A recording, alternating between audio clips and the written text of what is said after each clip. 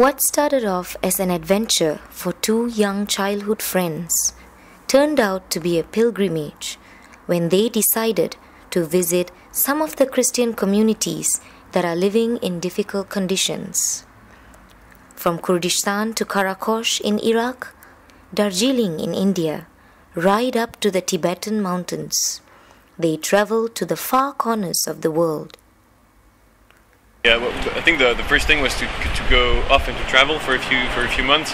That was the most important thing at the start, and then I think maybe the Holy Spirit blew a lot because we thought that at first we wanted to leave to go travel around the beer around the world. That was nothing to do with the church, and then we radically changed the project and we decided to go discover the church around the world. So it became a pilgrimage, but it 26-year-old Gabriel de Lepinau and 24-year-old Charles Guilhamon both found spiritual significance, which led to the creation of a documentary entitled Once Upon a Faith. Speaking of faith, Charles raised one very important concern in many people, especially the young: the question of faith versus activism. Because it's a question I ask myself all the time. But I think there's this whole debate between I have this faith which makes me happy and which I'm sure is the truth, and which I'm sure makes me the more I believe, the more I'm happy. Of that I'm sure. And there's also this so I have this this duty to talk to people about it. Maybe that's the first thing. But on the other hand, I also have the duty to respect people's will not to believe they don't want to believe. So I think there's a balance to find. Yeah.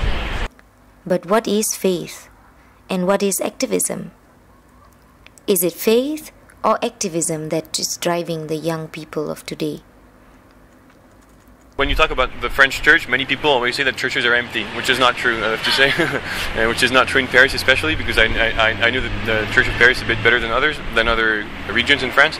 And I see many young people who are truly Roman Catholics who really believe and who are not scared to go search for difficult aspects of the faith. And for example, for the Pope's beatification, there were 2,000 youngsters in Paris going by train, not sleeping during the whole weekend, just to be in Rome and almost fighting to get on the St. Peter Square. So I think there's true faith and true joy, and then also true enthusiasm for these people because they're young, and that's how it manifests.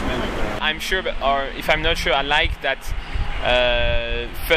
faith should be first, but maybe faith can lead you to this activism, but it has to be you have to control it and to use it to lead people to the truth, to the truth.